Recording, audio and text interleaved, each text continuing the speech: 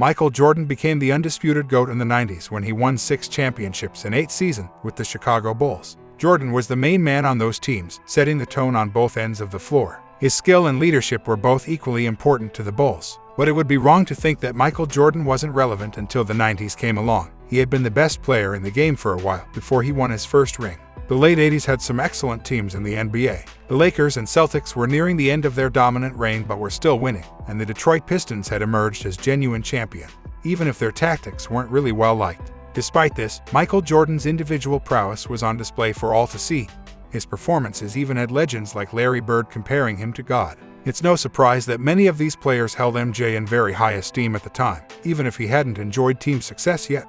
And one of those players was Isiah Thomas, who praised Jordan a lot despite their heavy rivalry at the time and since. Believable in terms of his quickness, his strength, his jumping ability, his touch, and also his knowledge and understanding for the game. He by far, is the best I've ever seen.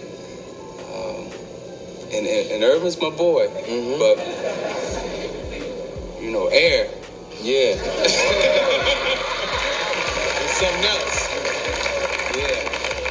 Yeah. He real sweet. Yeah. I mean, the dude, you see what he be doing? Yeah.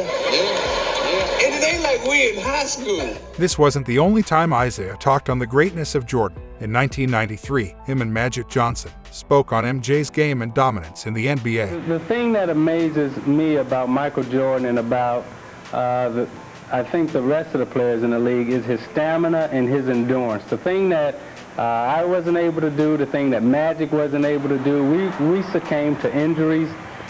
We didn't have the type of stamina, the type of energy level that Michael seems to possess every single night, whether he's playing against the worst team in the league or the best team in the league. He has an energy level that's unmatched by any other player or any other athlete that I've seen in professional sports, whether it be basketball, football, baseball, track, tennis. His energy level is so much greater than ours, it seems, that night in, night out, he's there performing at a level that we frankly just weren't able to reach, and that's why he's there tonight, healthy and trying to three-peat, and Magic and I succumbed to injury.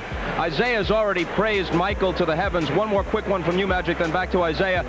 Do you feel that Michael is the best ever? I think so. I think he's not only the best basketball player, but probably the greatest athlete that's ever played any sport. Michael Jordan is not only the best basketball player, but he's the most exciting basketball player to ever play. We only dream about doing things that he can do, and that being Isiah and myself. It's odd to imagine Thomas and Jordan in the same context if it's not one that includes hostility. The two stars of the late 80s and early 90s never quite saw eye to eye. And MJ has made it plenty apparent even in retirement that he simply has no time for Isiah Thomas. There's no way you can convince me you wasn't the assholes.